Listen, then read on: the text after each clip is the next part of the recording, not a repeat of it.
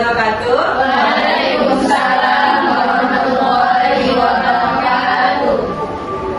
Selamat pagi. Pagi. Jadi pada pagi hari ini kita tetap akan mengadakan pembelajaran mata kuliah. Apa kita mata kuliah? Konsep dasar. Konsep dasar bahasa sekolah. Jadi sebelum kita memasuki materi pelajaran yang kita bahas pada hari ini, di sini Umi mau menanyakan absensi. Apakah ada yang tidak hadir pada hari ini? Hadir semua? Hadir. Sebelum memulai kegiatan pelajaran kita listening. Di sini yang Umi minta konsentrasinya. Jadi saat Umi yang didengarkan adalah suara Umi. Suara Umi berarti kalau Umi tunjuk hidung, kalau Umi bilang mata, yang harus kalian tunjuk adalah mata. Udah siap semuanya? Siap. Jadi kita mulai ya. Mulut.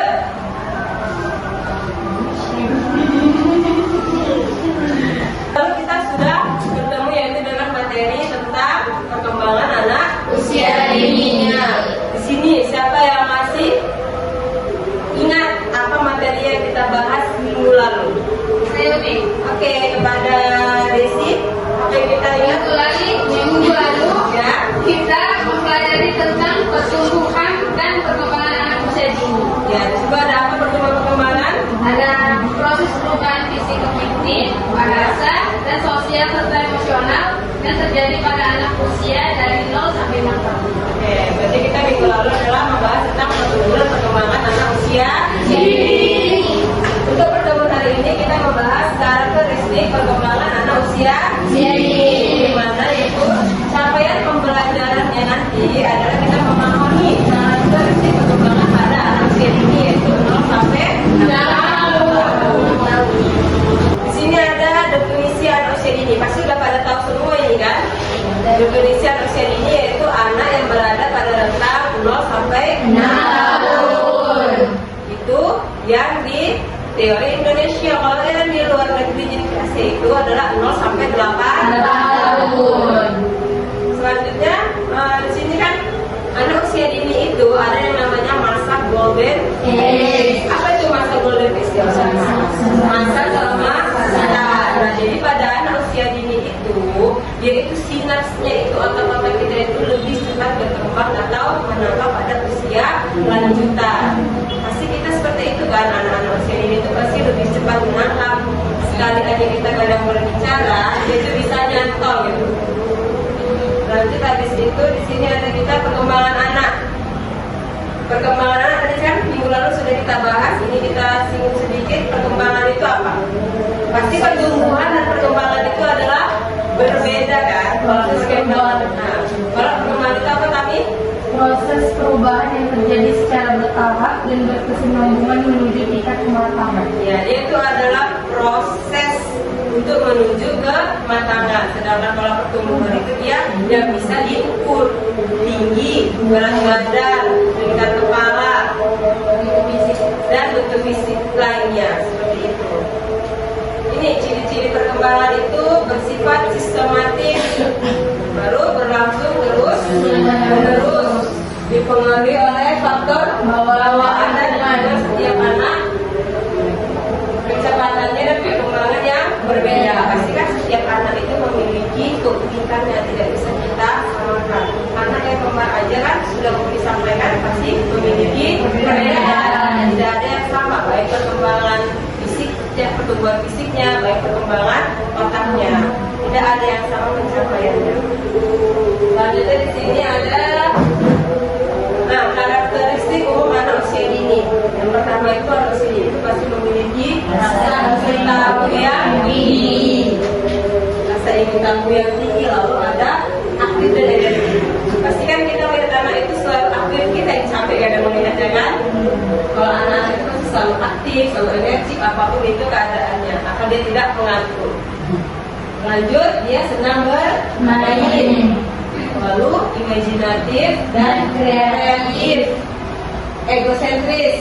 Nah, egosentris itu dia melihat dari sudut pandangnya, karena tidak semua anak itu belum tahu mana yang benar, mana yang salah. Masih dia merasa dirinya lah ada yang benar, dirinya adalah yang baik. Kalau kita kan yang sudah dewasa ini sudah belajar, ada pengalaman benar dan salah. Jadi itu ego, aku kok yang benar, aku seperti ini, mama aku harus ikuti aku, guru aku harus ikuti mamaku. Padahal terkadang kan mau si anak itu belum tentu baik untuk dirinya. Seperti itu anak-anak, tanpa kita sadari kan.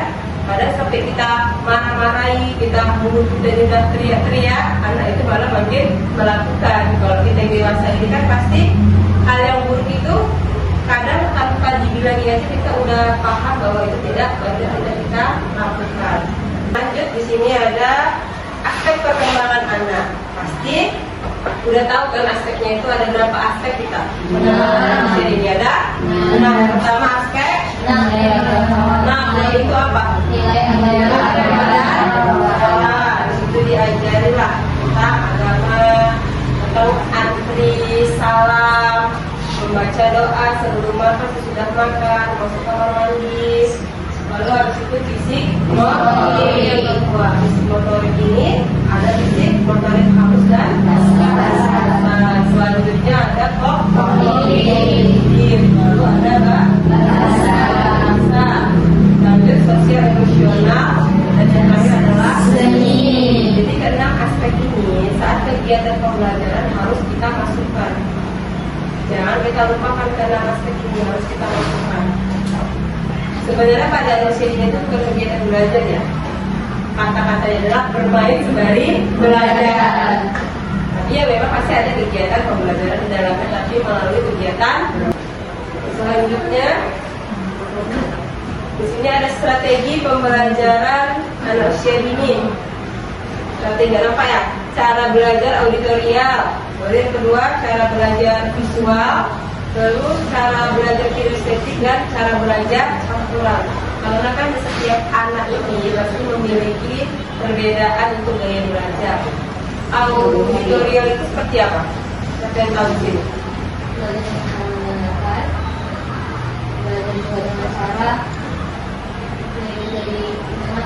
Ya, dia dari suara, dia atau mendengarkan seperti ini umi ceramah, atau dia jika dia sedang, ini bukan anak TK sih, anak SD. Contohnya kalau memang dia sedang menghafal, orang kita juga bisa dia sambil mendengarkan suara hafalan itu gitu. Contohnya kan pasti anak TK menghafal doa makan.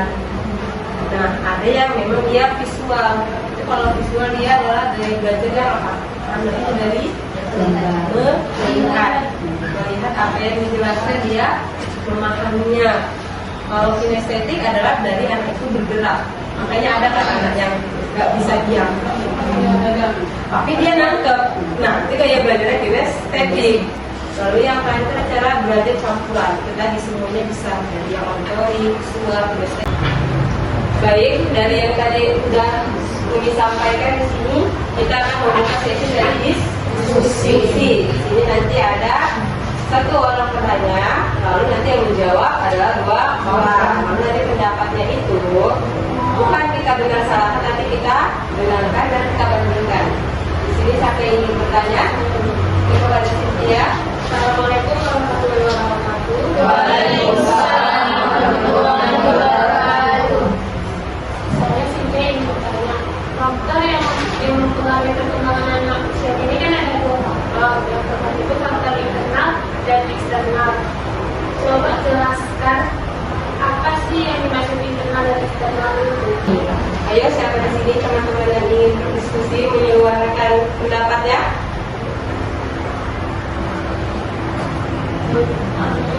Saya Bi. Oke, Bulan. Perkenalkan, saya Siulan. Saya akan menjawab pertanyaan dari teman saya Cynthia. Pengertian singkat antara faktor internal dengan faktor eksternal pada perkembangan anak itu, kalau faktor internal adalah faktor yang terjadi dari dalam. Nah, kebetulan kalau faktor yang dari dalam itu ada tiga. Yang pertama secara genetik, yang kedua secara kondisi kesehatan, dan yang ketiga secara kematangan biologis. Nah, kalau untuk faktor eksternal, dia adalah faktor yang terjadi dari luar. Nah, Apa saja itu? Ya seperti yang tadi disampaikan juga, ada dari keluarga, lingkungan sekolah, teman sebaya, status sosial ekonomi, serta pola asuh orang tua. Oke, itu dari pendapatnya Sri Bulan. Ada lagi yang ingin memberikan pendapat? Ayo, satu orang lagi. Oke, kepada Ibu. Bismillahirrahmanirrahim. Saya akan mencoba dari